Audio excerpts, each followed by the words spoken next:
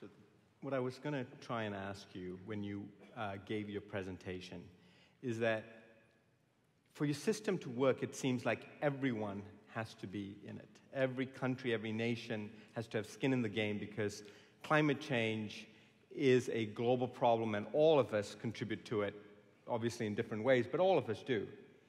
Can one nation move forward and still reap the benefits, or does it automatically imply, to reimagine the economy as you are proposing to do, does it imply that everyone has to do it together? So there's good news and bad news. The bad news is to really make progress at the kind of speed I think the science suggests, it would be immensely helpful if the whole world started to move tomorrow. And it's also bad news in that if I make the investments now to reduce my carbon output, as Kerry said, I will in my lifetime not see the benefit. My children and people living in low-lying areas where there's climate instability will reap the benefit. Here's the good news, however. Everything I think I know about technical change, and I was a professor at MIT for more than 20 years, it's what I've studied my whole career, leads me to believe that once you start focused investment in an area, it gets much easier and much cheaper than we think. So that I believe if several of the major nations, the obvious ones would be the US and China, the two largest emitters, the two most dynamic economies, if we were to make minor investments, the US spent $1 billion a day in Iraq and Afghanistan. The whole fundamental investment in basic climate research was less than $3 billion a year for years. If we seriously invested, I think, and business knew that a price for carbon was coming, I think the costs would fall enormously. I think we would see jobs, I think we would see infrastructure renewal, I think we would see a sense of hope and growth that is one of the things we really need. So I think there's enormous potential here. And to say, oh, we can't move until the whole world moves, is really a cop-out. Okay. Thank you. Thank you. I'm going to see if he wants. So, John, I'll come to you in a second. But, Your Holiness, I wondered if you might reflect on that, this notion that, one person has to jump first. And the courage it takes, because your original question to Rebecca, had to do with this courage, whether she was willing to take that step or not. And I wondered, when you come to something this challenging, who takes the first step? In heaven.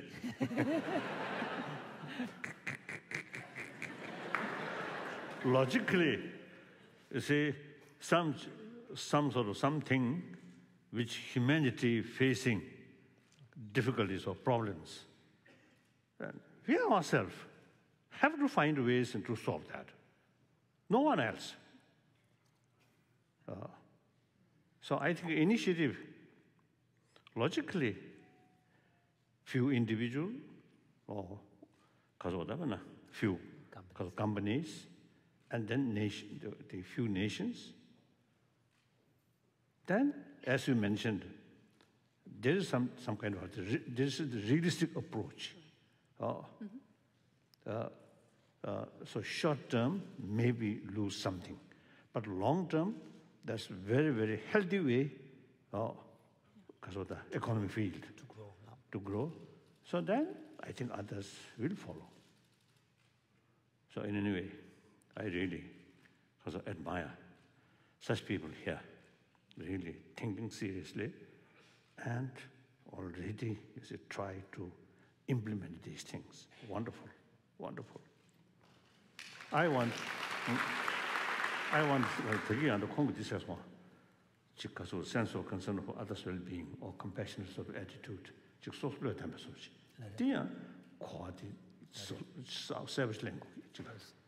Holiness wants to return to the point you raised about emergence of collective consciousness and whether the emergence of that really is dependent upon individuals letting go of self-interest. And His Holiness wants to bring up, often people tend to think that taking care of others, having a concern for others, kind of imply that you should not be thinking about your own needs. No. Altruism does not mean your own interests forget. No. Actually, long run, your own interests achieve maximum way if you take care of others. That's why usually I mentioned, since many decades, we are selfish, but should be wise selfish rather than foolish selfish. Taking care of others' well-being. You get maximum benefit. Just to forget other, or worse thing, exploit other, cheating other, telling lies, or bully. Ultimately, you will be loser. So extreme selfish, self-centered attitude is actually self-destruction. So all these things, education, awareness, holistic and long-term reality, then, so that I want to make so that I wanted to share with you. Share with you. So If someone telling me, you see, to practice altruism, that actually goes against my own interest, and I won't listen. But think, realistically and wider perspective, I develop full conviction. They take care of our the human brothers, sisters. That's the best way to get your own interest, the maximum way. That I want. And then I just want, of course, these matters, I'm a complete ignorant person. But I noticed one time in Stockholm, in the city, in the city, one river. Some my friend told me, I think that maybe 10 years ago, maybe. So my friend told me, before the fish in that river completely disappear because of pollution. Mm-hmm. When I was there, the second or third time, they say, now fish begin to appear. That does not mean whole sort of industries along that river collapse. No, collapse. Destroyed. Not destroyed. Closed down. Or closed down, but still carrying. But you see, they adopt some technology, less sort of affect environment. Then also in Germany, this is some sort of new factories. They say, you see, they take the full care about the environmental consequences. So seems, you see, then I felt, you see, there is a way, without damaging, without stop these sort of making money, at the same time, you see, the less damage. So that's, I think, so now your presentation also, you see, they reconfirm that. It's really a hopeful sign. Yeah. Wonderful. Now the biggest problem, as what I think you mentioned, population increasing. Now that's really headache. Yeah, really headache. If you're forced to stop that, also you see, not right. You just let it go. Let it explode.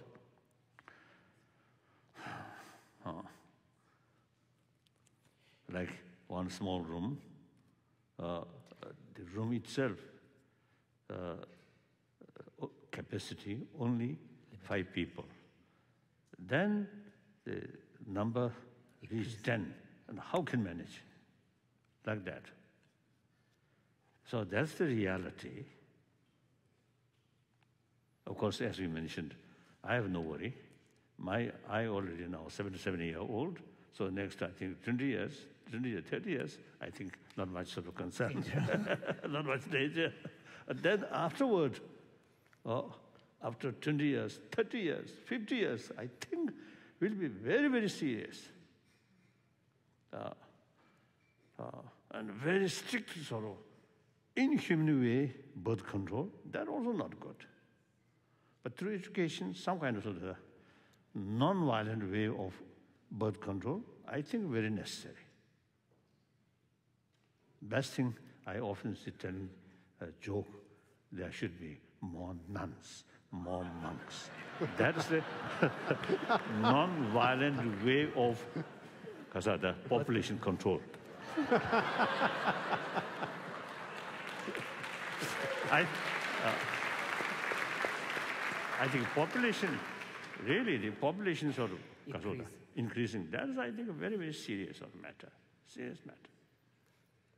Then this, I think, your idea, the economic development, no, with moral principle or something, realistic approach. I think I found in India, at least with some Indian business and also leaders, they often told me the existing sort of economy sort of structure sooner or later will bring disaster.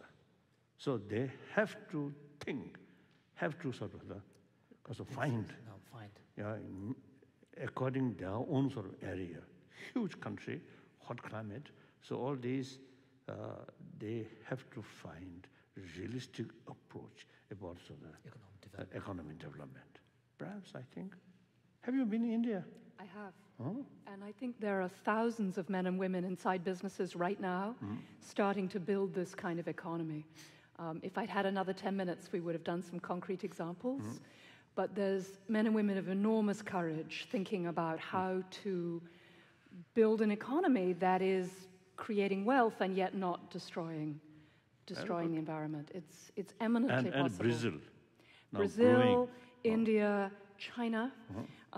Forgive me, but there's lots of interesting stuff there. Very good. Here Very in the good. US, in Europe in particular, everywhere in the world, there's very exciting activity happening. Yeah. Thank you. Sorry, I would like to have the next speaker. Penny, if you could come up. Do you want to make a comment, or do you want to?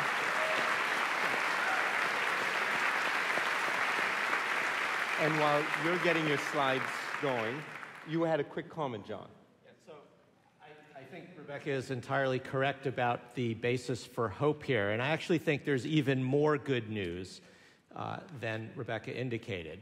One concrete piece of good news is that not only will the costs of these alternative technologies for energy and other resources come down as we build scale, but there are already opportunities to make enormous reductions in our emissions today that are profitable by the standard traditional short-term measures that corporations use. I'll give you one very quick example right from our own campus, where several years ago we renovated one of our lab buildings, not an old building, and at a cost of $150,000 once, we reduced its energy use by $350,000 per year forever at then prevailing energy prices, and they're higher today. You may ask, how is that possible? Well, nobody had really paid much attention to the controls for heating and cooling. The building was drawing steam to heat itself and chilled water to cool itself at the very same time. This is silly, and you save an enormous amount of money by eliminating that. Now, the really deep question is, how could that situation come to exist? And that gets us, I think, to the deeper questions that come up around how people look at the situation. And what we find, as I talk to the senior leaders in organizations, as Rebecca does, many of them most sincerely desire to create a better world and to spend their working lives in an enterprise that does not destroy the future. But they don't know how to do it. And if they don't know how to do it, they aren't going to be looking for those opportunities. So what we have to do is confront this question of how do we engage people in that opening up of their eyes without simply causing them to become discouraged and despairing, which is so often the response to information such as we're hearing today. Richard, thank you. Richard Branson often talks about building a company like there is a tomorrow, and I like that line, building it like there is a tomorrow. So our third panelist is Penny Chisholm. Penny is the Lee and Geraldine Martin Professor of Environmental Studies in the Department of Civil and Environmental Engineering here at MIT. Her studies, however, focus on the oceans, and she also writes children's books aimed at education, which is an interesting point there. You're going to focus your discussion here on the emerging topic of geoengineering and the proposed engineering approaches to trying to manage global climate change. Thank you. Penny. I'd like to thank the organizers for inviting me, and it's an honor to be here with you today. So my first slide shows two images of the Earth. The one on the left is to remind us how special we are, and the one on the right I've extracted from the Economist. There was an article on this Anthropocene that Ed Delong talked about, and that article said basically the tagline was humans have changed the Earth. Now we have to change the way we think about it, and it was advocating that we need to start thinking about being able to geoengineer the Earth, and that is take control of the Earth's major processes, the climate and everything. And in case I don't get to the end of my talk, I'll start out by saying I think it's a bad idea, and I think that we don't understand enough, nor can we understand enough about the complexity of our world to be able to control it one parameter at a time. And I should also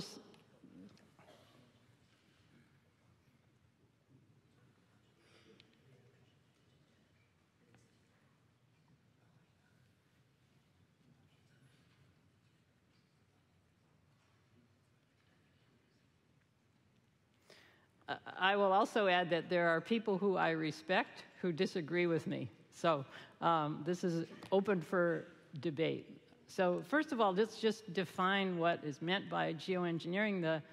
The key words are it's intentional, and it's planetary in scale. It has to be very large scale.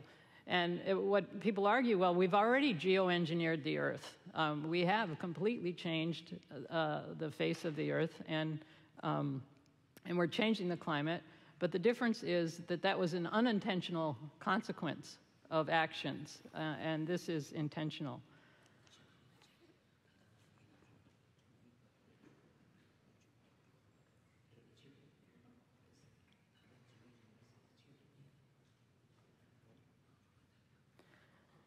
So this idea of geoengineering has been around for a while, but it's only in the last decade that it has really progressed to being not a fringe idea, but a mainstream idea. And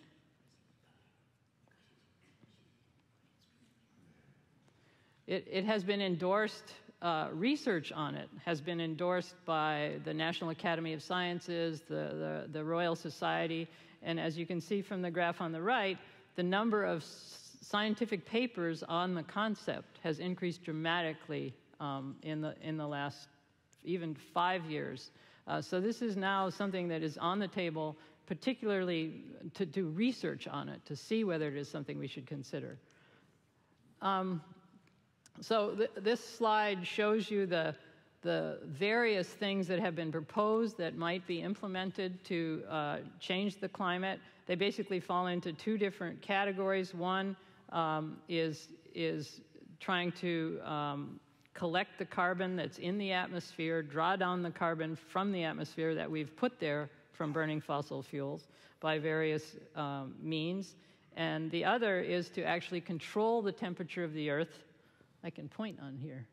Oh, you can't see it. Well, anyway, on the upper right is to actually control the temperature of the Earth directly by manipulating clouds or injecting, on the left there is injecting sulfur particles into the atmosphere to mimic the effects of volcanoes that would reflect the sun's heat. And so in the ocean there, you can see there's a circle. I've circled that. That is what's known as ocean iron fertilization. The idea there is to add nutrients to the ocean to stimulate the microscopic plants, the phytoplankton, which are my passion.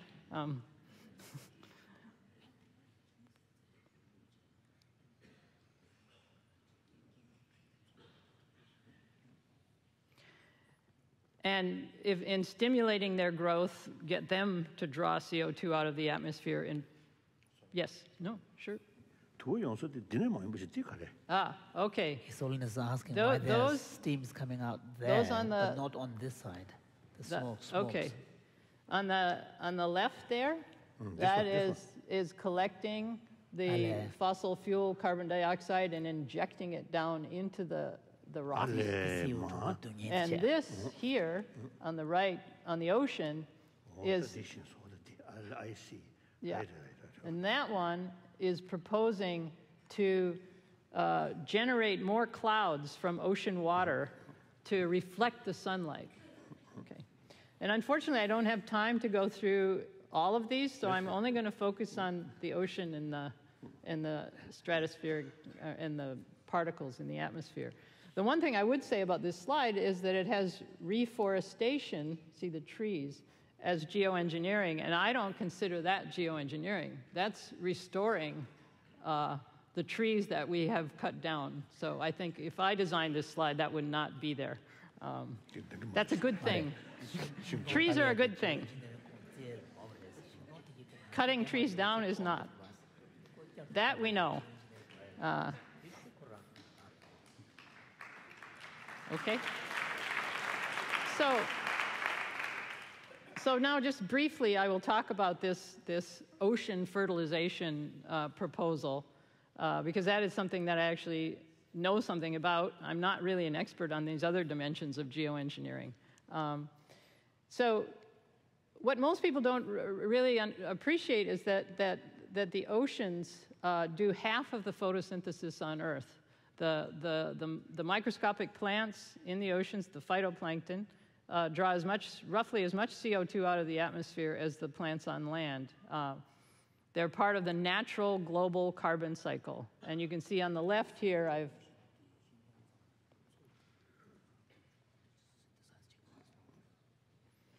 And on the left, I've shown the burning of fossil fuels, which is what's increasing this CO2 in the atmosphere.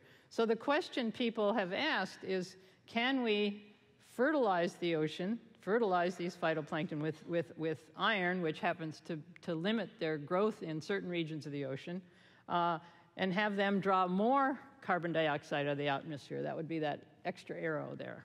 And to make a long story short, 11 experiments have been done to demonstrate that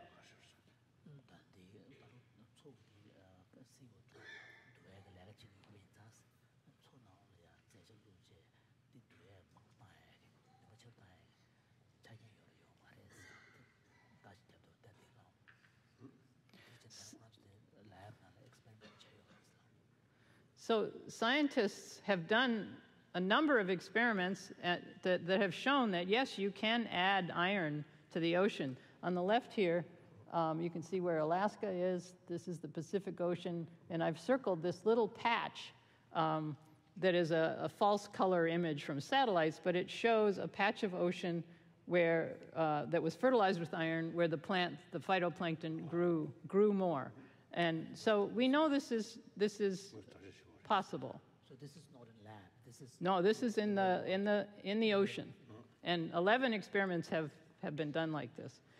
But so we know that these plants are limited by nutrients. That's part of the system. That's what controls the system, and you can add them and make them grow faster. But in doing so, you change the entire food web. You change the entire ecology of the ocean. We also know from simple models and calculations that in order for this to have any effect on carbon dioxide, you would have to fertilize the entire ocean, so or a significant fraction of the ocean. So it's really, the risks are enormous, it's irreversible, and the gains are questionable. And yet, it is still being discussed as a possibility. And I can, if we have time, I can tell you about a recent thing that has happened off the Pacific. In fact, it just broke in The Guardian today. A capitalist from California has fertilized 10,000 square miles of Pacific Ocean with 100 tons of iron, and is claiming that he will increase the fisheries and that this can be traded on a carbon market. So this is not going away. We can talk about that more.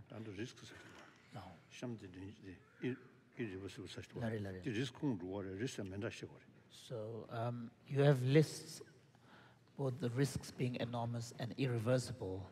So are they connected, or why would you list irreversible as a separate implication? They're connected and separate. By irreversible, it means that once you add the iron into the ocean and you fertilize, there's no turning back from that. You can't take it out. Like some of the other schemes that have been proposed, the manipulation has a temporary lifetime unless you keep doing it. In this case, once you have done it, there's no going back because it's in the ocean. The risks are there's a number of risks of unintended consequences, some of which we know that if you create a phytoplankton bloom, it actually consumes oxygen from the waters. And we see that in what are so-called dead zones in coastal waters, where you have algal blooms in coastal waters and the fish die because that consumes the oxygen. The same phenomenon would go on in the open ocean. It's just that we would not see that because it would go on.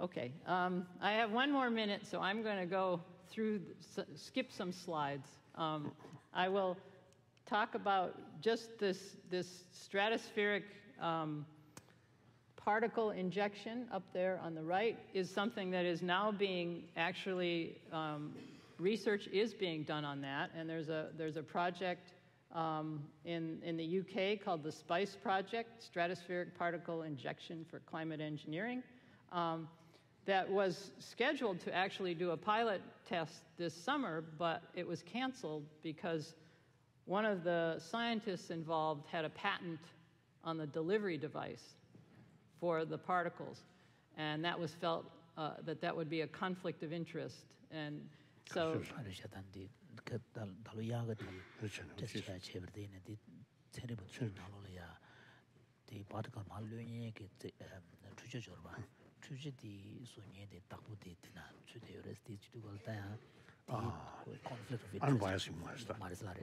Yes. So that is simply to say that there's a huge economic dimension to this that I don't have time to go into, but there.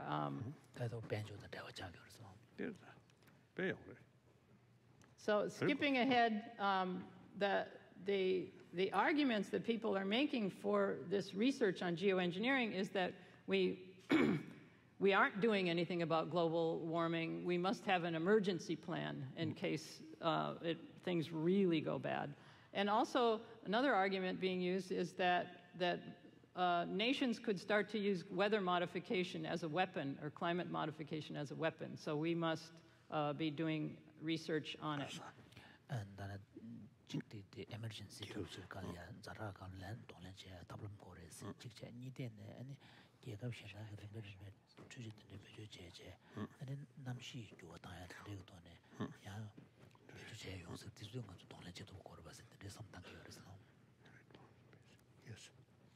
The other arguments are that doing this research will advance basic understanding, but we can do that anyway without justifying it under the guise of geoengineering. And the other interesting thing is that recent studies have shown that people are more willing to believe in global warming if they think there's a technological fix.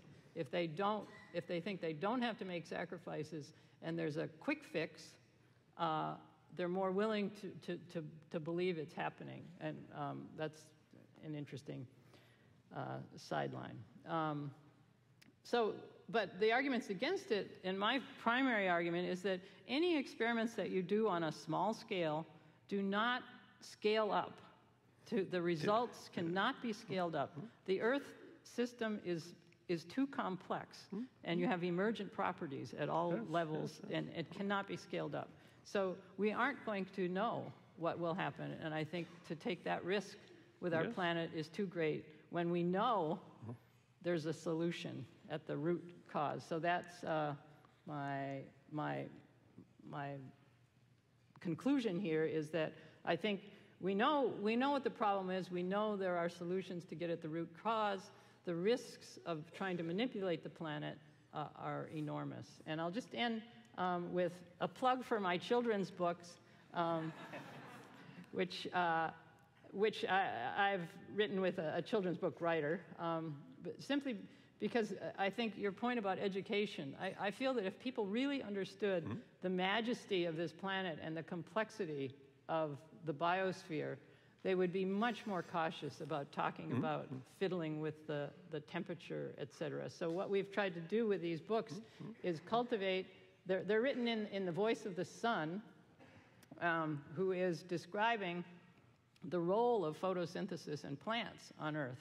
And we've tried to cultivate awe while at the same time cultivating basic scientific understanding. And I'll just end with my favorite image of our planet. Very good, very good.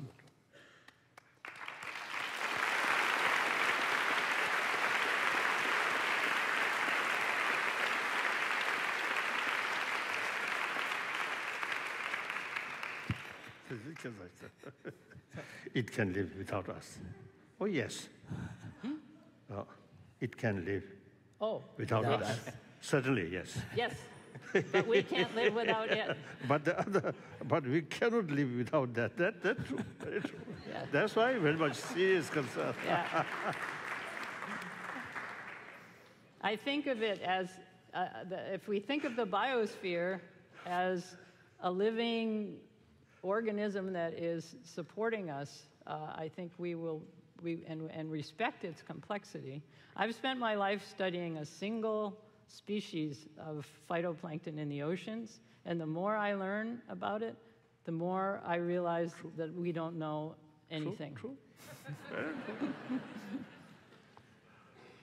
Well, we know a little bit. But. So Penny, let me just prompt one question. When you put the slide up, the one that shocked me the most was this notion of rogue nations. So if I was in a small country like the Maldives, for example, and I was powerless to do anything about climate change, then I would say, you know what, well, I can't convince all of you to stop emitting. I'm going to develop a device, and I'm going to deploy it. And maybe if you're a tiny country, America and the EU will put pressure to stop it. But what happens if you now are a slightly bigger country, a Pakistan or Russia? What's the notion about countries just saying, this is such a big problem for us, we are going to disappear without it, and we're just going to do it? It's a problem, yeah. I mean, and that is one of my biggest worries, actually. And the thing I just mentioned, that the story broke after I prepared my slides, or I would have talked more about it. But this dumping of iron off of the coast of British Columbia is in violation of two statutes in the London Dumping Convention. It's illegal what has just happened, and yet it's happened. And I don't know enough about the law of the sea to know what the consequences of that are. But this is a big concern. These technologies are not that complicated at all. Right. They're not that complicated, and so it's true that that's why I put sleeping giant in the title. Right. And we should point out that, again, as you said, reforestation or painting roofs white. Yeah. I mean, there are a lot of benign geoengineering activities that we can do, but you're talking about planetary engineering. Yes. Your Holiness, this notion of we've already interfered with the planet, and now we're going to interfere it in a way to try to fix the problems we've done. It clearly creates consternation for some people, but at the same time, maybe it is a solution.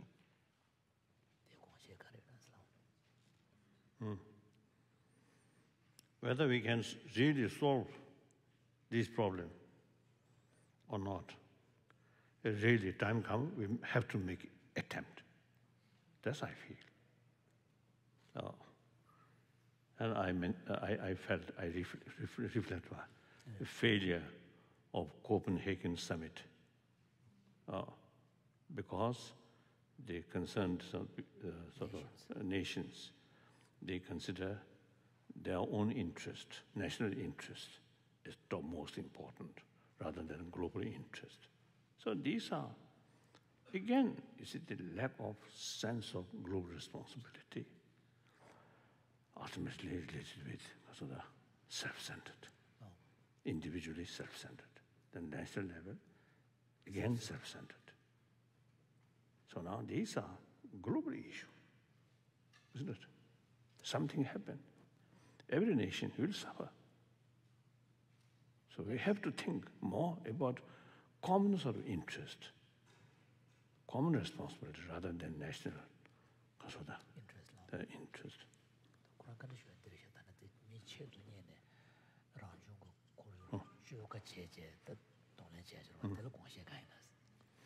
I think 저랑 되게 당고도 지금 없은 거래. 투구에 통만 쓰지 없어. 가시게 되면 써. 가시 지금 그 사설지. 그렇죠? 때 그도 있는데 되어. 믿을 줄 알아. 투구에서 왜 자산 투구 하러. 투구 말서 이거 할 말아. 그러니까 이제 받아도 용거다. The black and white is 말하다. 매주 제가 있어. So His Holiness's point is, you talked about how there are two perspectives on this whole approach, and whether or not approaches such as this will lead to anything. So His Holiness was saying that, quite often... At the beginning, you mentioned that. So I immediately felt there's always... We cannot, decide on the concept of black and white.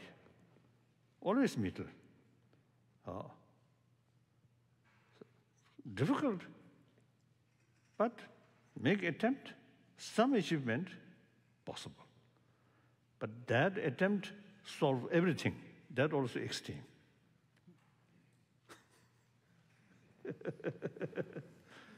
So that's my view. It's worth trying.